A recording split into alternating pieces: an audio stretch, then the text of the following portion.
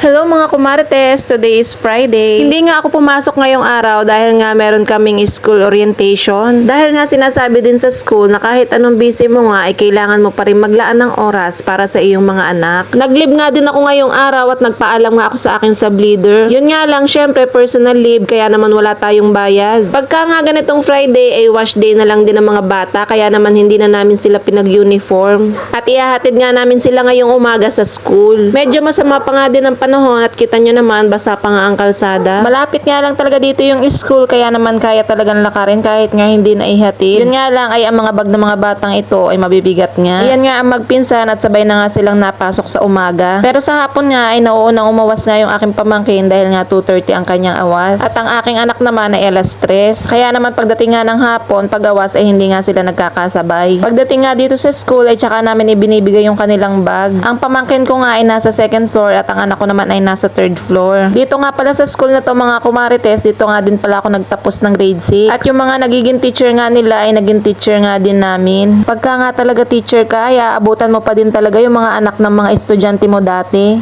Umuwi na nga kami ni Budra Kels at napadaan nga kami dito sa mga papaya. At ang linaw naman talaga ng mata at nakakita ng hinog. Kinuha na nga niya at baka daw matira pa ng iba ay maigi na yung siya ang tumira. Masarap nga pala ang mga papaya dito lalo na kapag hinog dahil nga ang tamis. Hindi mo na nga kailangan bumili pa sa bayan ng papaya dahil nga dito sa amin ay marami niyan. Ibinibigay nga sa akin ni Mudra yung maliit. Hindi pa naman ganun kahinog kaya naman pahihinugin muna namin bago kainin. Medyo maganda nga ang sikat ng araw ngayon pero medyo madilim nga din. Panigurado nga yan ay mamayang hapon ay uulan. Pagkatapat ko nga dito sa aming bahay, tiningnan ko nga kung may hinog na bayabas. Ayoko nga nung bayabas na matigas pagkakinagat. Ang gusto ko nga ay yung malambot. Yun nga lang ay titingnan mo nga kung may uhod na. Ay baka naman mamaya pandali ka ng kain ay uod na pala yung kinakain mo. At napakadaming ang bunga nitong aming bayabas. Minsan nga ay nanlalaglag dahil nga kinakain ng ibon kapag kahinog na. Fast forward nga at alas 2 na nga ng hapon at pupunta na nga kami sa school. At ayan nga ang ating panahon.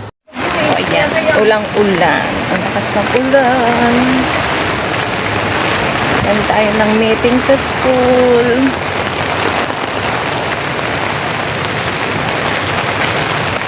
May bagyo. Hindi pa ako nakakain. Nagugutom.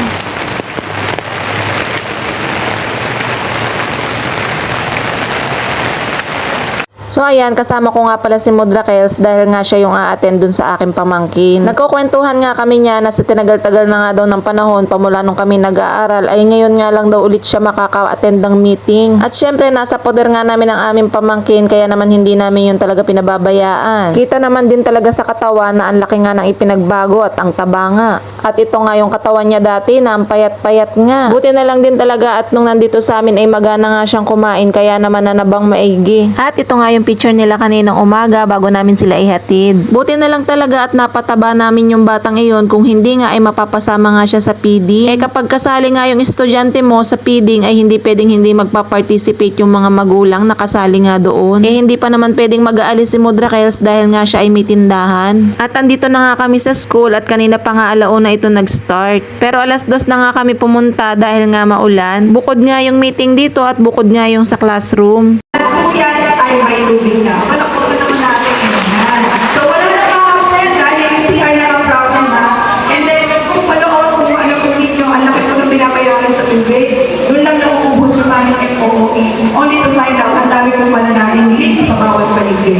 Kaya kung at syempre, kailangan nga nating maglista ng pangalan para alam na tayo nga ay umattend. Buti na lang din talaga at umattend ako dahil yung mga hindi nga umattend ay magkakaroon ulit ng panibagong meeting. At syempre, ang mga napag-usapan nga ay yung mga project nga sa school at saka yung mga ikabubuti nga ng mga estudyante natin. At syempre, kung para nga sa ikabubuti ng mga estudyante natin ay mag-a-agree nga tayo dyan. At nag-start na nga yung meeting sa classroom at nandito na nga yung aking pamangkin. Nagkaroon nga ng emergency yung teacher ng aking anak kaya naman hindi na kami nagkaroon ng meeting. Kinuha ko na nga lang doon sa dating teacher ni Kurt yung pangalan ng bago niyang advisor. At ipipm ko na nga lang na i-add ako sa GC. At ang umattend na nga lang sa meeting ng aking pamangkin ay si Mudra Kels. At dito na nga lang kami nag-antay sa gym. Ang sabi ko nga sa anak ko kung saan niya nabili yung mani na yon. Doon daw sa kantin at nagpabili nga din ako.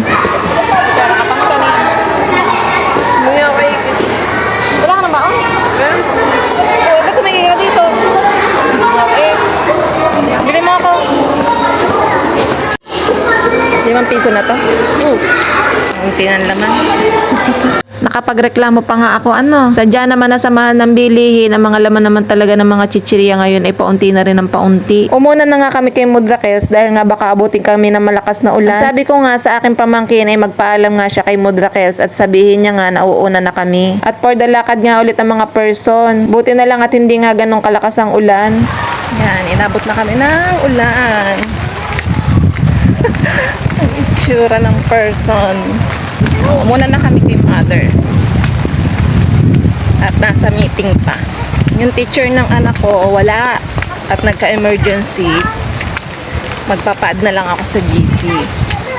At ayan nga, malapit na nga kami sa bahay. At pagkadating nga namin, ang sabi nga ng aking pamangkin ay siya daw ay nagugutom na. At pagkadating ko nga ay hinugasan ko lang muna itong binalutan ng aking anak at magsasala nga tayo ng merienda ng mga bata. Dapat talaga mga kumarites ay meron tayo mga naka-stock na pagkain dahil nga yung mga yan ay pagdating nga sa bahay ay mga gutom nga. Kaya nga minsan napapaaga na nga rin yung pagsasaing ko dahil nga pagkawas ay kanin na nga din ang kanilang kinakain. Pero pagka nga wala pang sinaing, minsan ay pinakakain nga namin muna sila ng tinapay. Kaya nga sabi sa inyo, hindi din talaga ako nagpapawala ng tinapay. Kaya nga lagi din nga ako nabili ng tasty dahil pantawid gutom nga din yon habang wala pang sinaing. At buti na nga lang ay meron pa nga akong 2 pansit canton dito at ito nga ang ating lulutuin. Bihira nga lang din sila magpansit canton at pinagbabawalan nga ni Mudrakels. Alam nyo naman nyo na ayaw na magkuyuti ay ang mga bata at wag ko nga daw ilalahat ang seasoning pagkagayon. At habang pinapainit ko nga tong pansit canton ay pagpapalaman ko naman sila nitong tinapay. At syempre ang ipapalaman nga natin ay itong gonat.